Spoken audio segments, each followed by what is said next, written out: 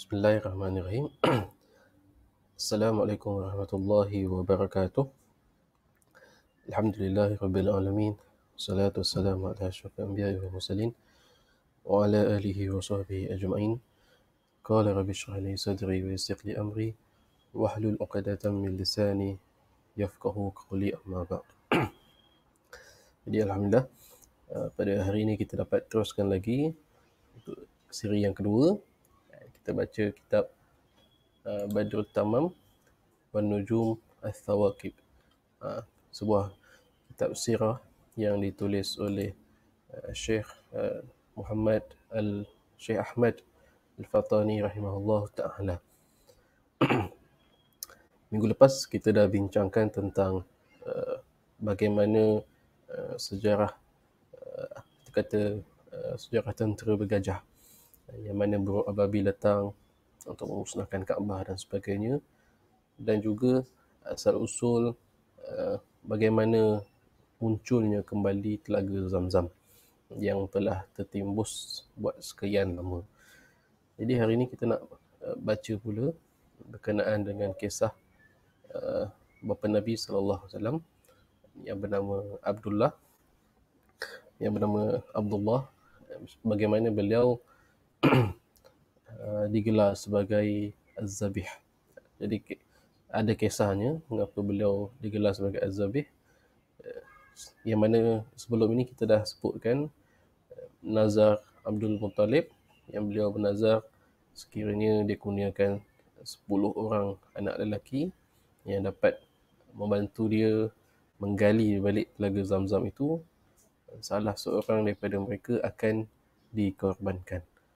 Jadi kat situ kita nak tengok macam mana boleh terkena kepada Abdullah yang kalau diikutkan beliau sepatutnya dikorbankan. Jadi kita baca kitab tersebut hari ini.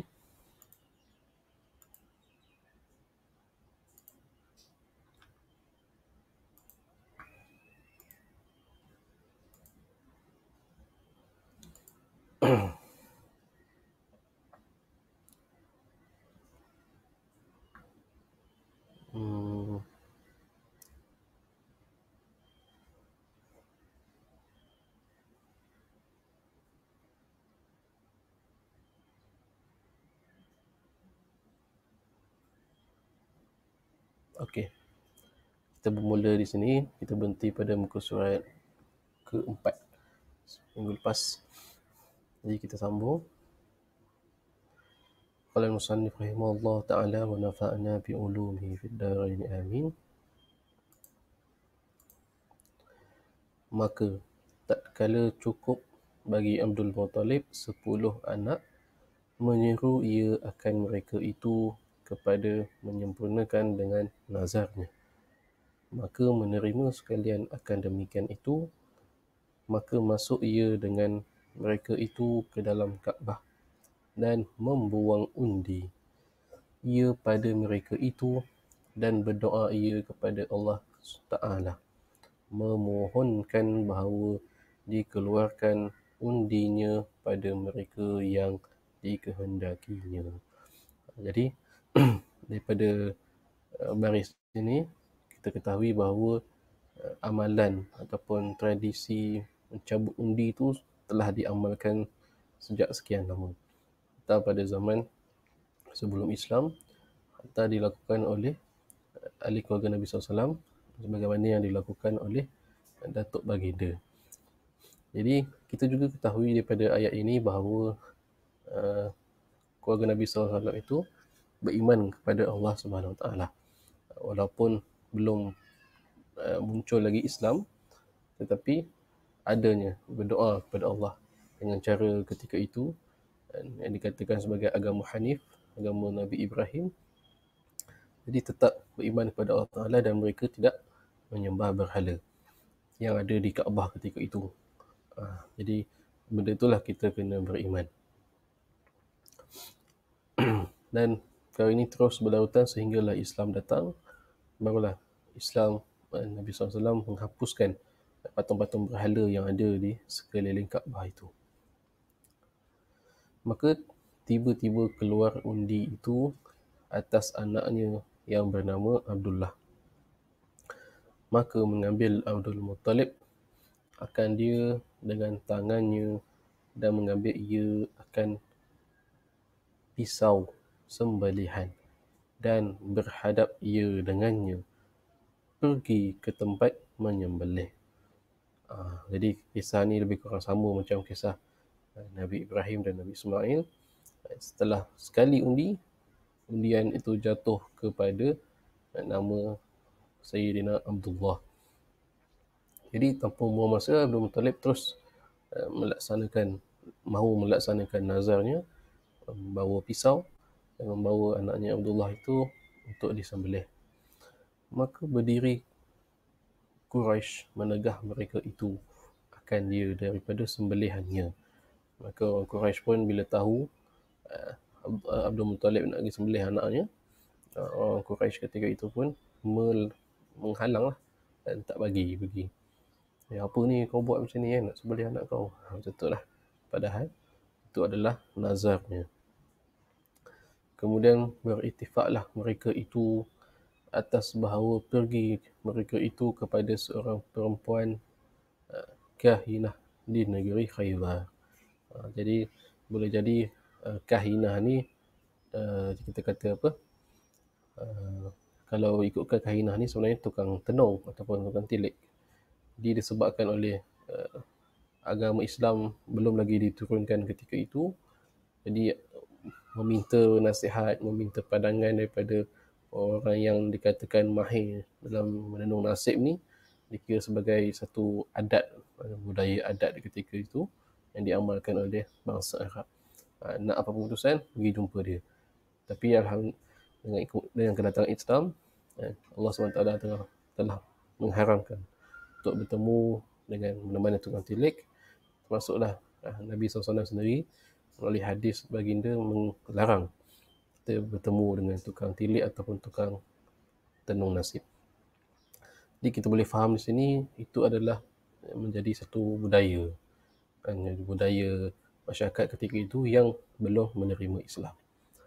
Kita kata zaman fatrah lah, walaupun dari segi akidahnya mereka beriman kepada Allah Ta'ala. Jadi kat situlah nak kata zaman fatrah tu agama belum sempurna lagi. Wallahu a'lam. Jadi dia ada di Khaybar. Maka diorang pun boleh jadi juga yang berjumpa ni bukannya Abdul Muttalib. Ya, itu lebih selamat dan lebih baik. Yang bertemu kahinah ni bukan Abdul Muttalib tapi orang Quraisy itu sendiri kan. Orang Quraisy yang kita kata yang menyembah berhala ketika itu. Mereka masih lagi mengamalkan menenung nasib sebagainya. Jadi diorang ni pun kita kata offer lah, seolah-olah macam dia kata kat Abdul Muttalib, janganlah buat macam tu, baik kita orang pergi tanyakan dulu kat orang ni. So diorang pun pergilah, orang Quraisy ni pun pergilah bertemu dengan tukang tilik ni. Maka diceritakanlah kisah itu baginya. Maka berkata ia, berkurbanlah oleh kamu 10 unta dan berbuang undi kamu. Maka jika keluar undi itu atas anak kamu, maka tambah oleh kamu padanya. Kemudian, jadi bila wakil Quraisy itu pergi bertemu dengan tukang telik tu, dan tukang telik tu pun cakap dekat orang Quraisy yang pergi wakil tu, kata bagi tahu kat dia, beritahu kat Abdul Muttalib tu buat undian. Maksudnya setiap kali undian jatuh, setiap kali undian jatuh kepada Abdullah, tak payah sembelih Abdullah tu, tapi korbankan 10 unta. Sekali undi ke Abdullah, korbankan 10 unta, sehinggalah undian itu jatuh kepada anak orang yang lain. Maksudnya sehinggalah undian itu jatuh kepada unta. Jadi kita kata nasihat lah, ataupun kita alternatif yang dibagi, buat undian antara Abdullah dengan unta. Kalau nama tu jatuh ke Abdullah, korban unta. Lagi jatuh ke Abdullah, korban unta. Tambah 10. 10. Sekali jatuh 10 unta. Sekali jatuh ke Abdullah 10 unta. Sehinggalah nama tu jatuh dekat unta, barulah berhenti. Macam tu.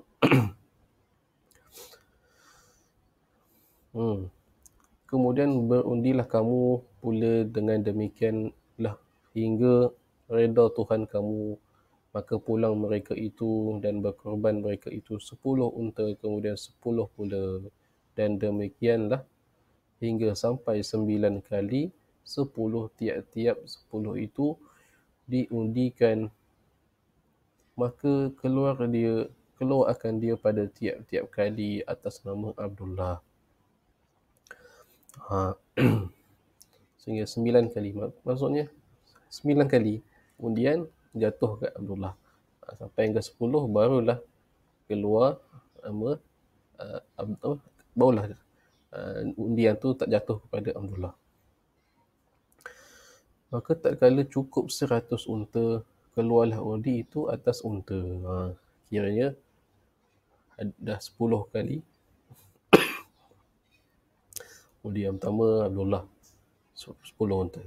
Undian kedua jatuh atas nama Abdullah 10 unta. 3, 4, 5, 6, 7, 8, 9, 10. Yang ke-10 dah cukup 100 unta, barulah jatuh kepada unta.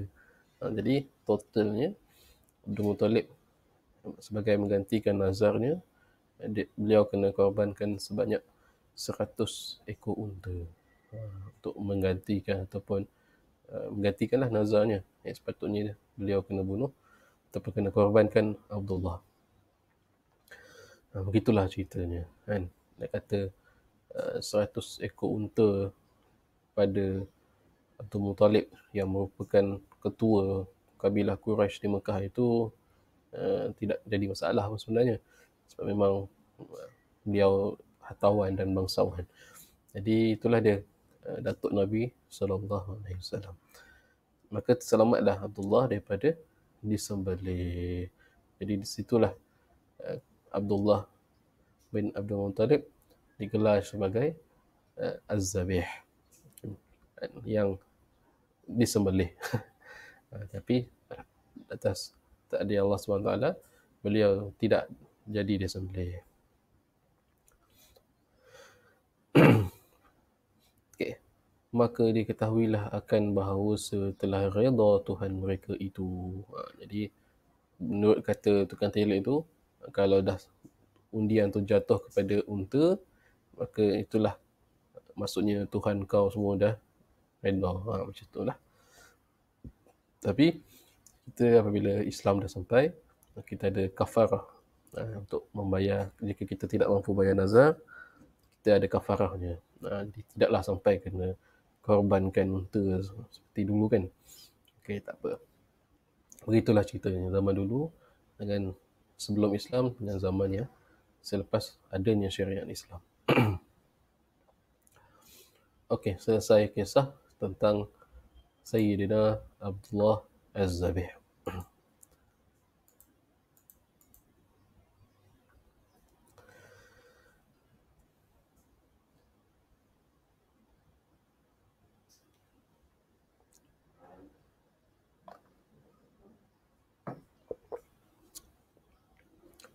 Kita sambung sikit lagi. Perkahwinan antara Sayyidina Abdullah dan Siti Aminah. Dan adalah Sayyidina Abdullah seelok-elok Quraisy.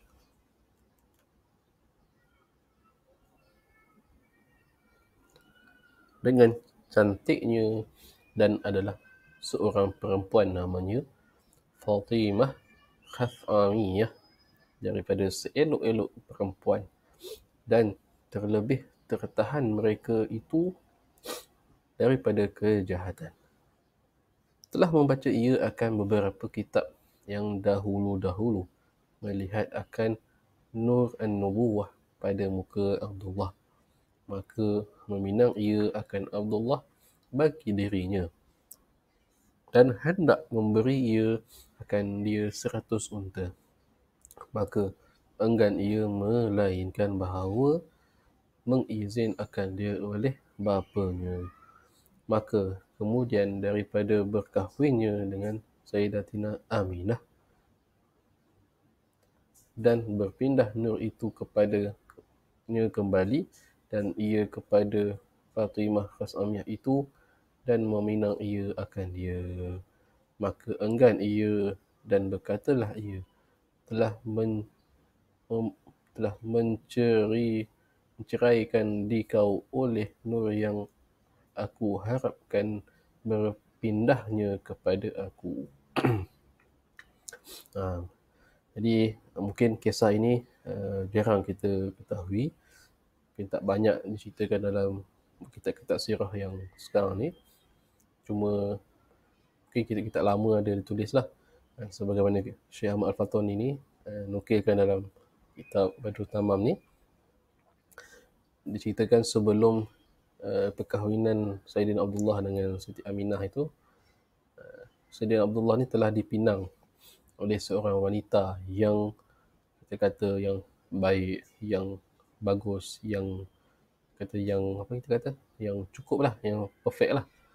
Dan dia juga baca kitab-kitab Samawi yang lepas-lepas tu, yang dia tahu tentang kemunculan seorang Nabi akhir zaman. Dan tanda-tanda tu terlihat pada Sayyidina Abdullah. Jadi nak dijadikan ceritanya, mereka berdua tidak jadi berkahwin, bahawa mengizinkan dia oleh bapanya. Maksudnya Abdul Muttalib itu tidak mengizinkan. Abdullah tu tidak dapat izin, tidak dapat keizinan untuk berkahwin dengan Fatimah ini. Jadi menyebabkan beliau ataupun mereka berdua tidak jadi berkahwin. Gitulah. Jadi nak ceritakan bahawa sebelum tu Abdullah itu telah dipinang. Macam tu. Sebab apa? Sebab sebagaimana Nabi SAW, Mak Baginda juga merupakan seorang yang kacak. Seorang yang apa kita, rupa yang elok, kan? Kita kata handsome. Begitu. Jadi siapa yang tak nak kan begitu. Tapi takdir Allah SWT telah menentukan bahawa Fatimah Qasamiyah itu bukan menjadi isteri kepada Sayyidina Abdullah, kan? Sebab kita tahu Sayyidina Abdullah ni anak kepada ketua kabilah Quraisy di Mekah. Tapi cuma di sini Fatimah ni tidak disebutkan daripada keturunan mana, cuma disebutkan bahawa Fatimah ni baik, Fatimah ni kita kata bagus, solehah, betul lah. Dan dia ni baca kitab-kitab terdahulu kan. Jadi mungkin ada faktor dari segi keturunan tu kan, untuk memelihara nasab, wallahu a'lam. Kan?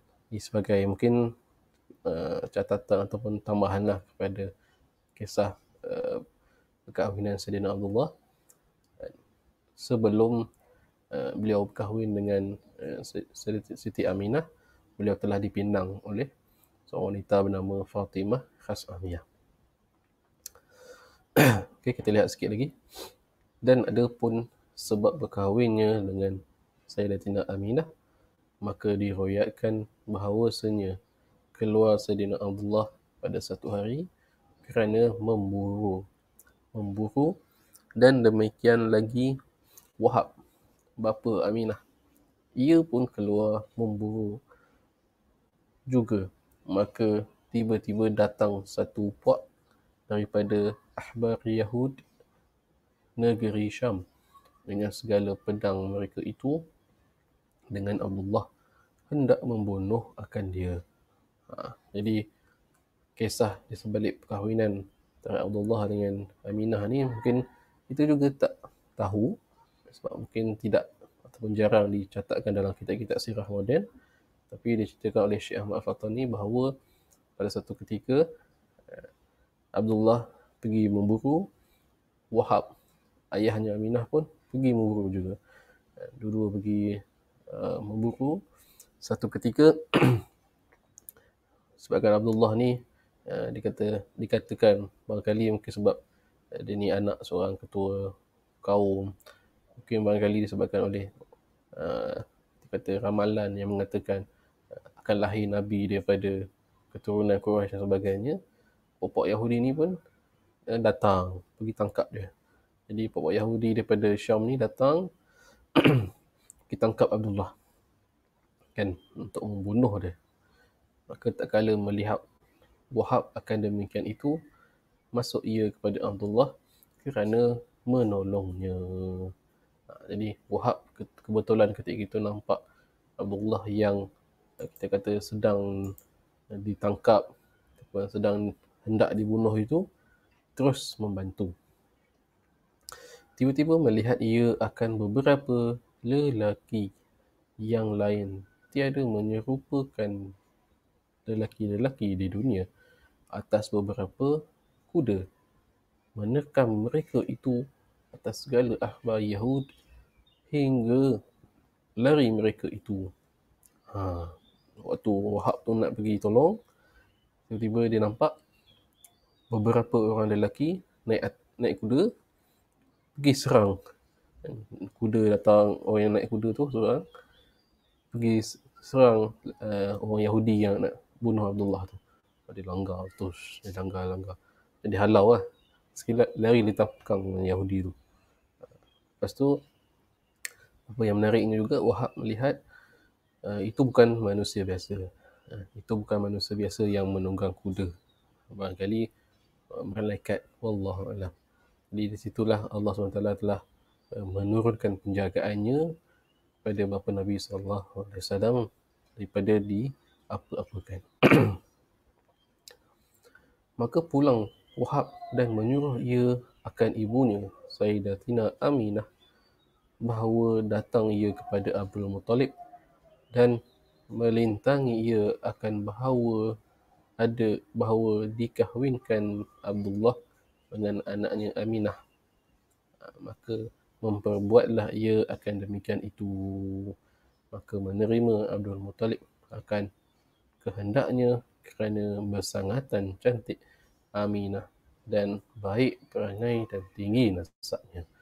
Jadi lepas Wahab melihat satu peristiwa yang luar biasa yang terjadi di depan mata dia, so, terus terlintas di dalam fikiran Wahab tu, ini bukan lelaki biasa kan, ini bukan lelaki biasa-biasa. Pemuda ni mesti istimewa. Jadi tanpa buang masa Wahab terus balik rumah. Lepas tu dia balik rumah, bagi tahu dekat ibunya Aminah, minta hantar minang untuk meminang Abdullah itu. Jadi berlakulah peminangan itu. Keluarga Aminah pun meminanglah Abdullah dan bertemu dengan Abdul Muttalib dan sebagainya untuk dikahwinkan antara Abdullah dengan Aminah. Tapi apa yang menariknya, Syekh Ahmad Al-Qahtani juga menyebutkan bahawa ibunda Nabi Muhammad SAW bukan biasa-biasa juga. Sebagaimana ayah dia baginda, seorang yang cantik, seorang yang handsome, seorang yang kacak, seorang yang kita kata memiliki nasab yang tinggi. Begitu juga dengan ibunya Aminah. Aminah juga disebutkan di sini bahawa baik perangainya dan tinggi. Ni ada 3 ciri. Cantik, baik perangainya dan tinggi nasabnya.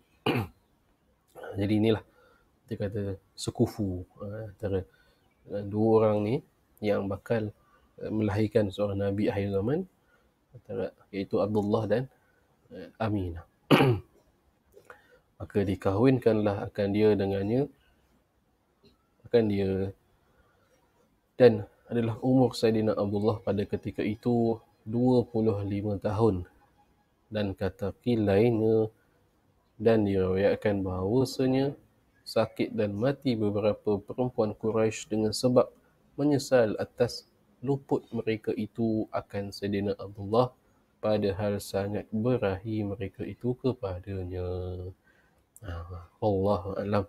Sebutkan juga di sini bahawa usia perkahwinan Abdullah ketika itu adalah 25 tahun, dan ada pendapat yang mengatakan bahawa ketika perkahwinan Abdullah itu ramai ataupun beberapa orang wanita telah meninggal dunia.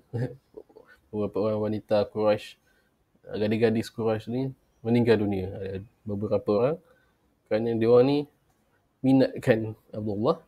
Tapi bila Abdullah dah kahwin, dia jadi macam frust, meninggal dunia. Sedangkan dia orang ni, kita kata apa tu orang panggil sekarang ni, dia minat lah, peminat fan lah. Dia peminat kat Abdullah tapi tak dapat. Crush lah, main crush lah. Begitulah sekarang ni. Jadi, begitulah nak kata istimewanya Sayyidina Abdullah bin Abdul Muttalib, bapa Nabi SAW. Akhirnya mereka berdua berkahwin, Abdullah dan Siti Aminah. Okey, Alhamdulillah. Kita berhenti setakat itu. Minggu hadapan kita akan sambung pula dengan nasab Nabi SAW daripada kitab Badrut Tamam wan Nujum As-Sawakib karangan Syekh Ahmad Al-Fatani. Wallahu ta'ala a'lam bissawab. Assalamualaikum warahmatullahi wabarakatuh.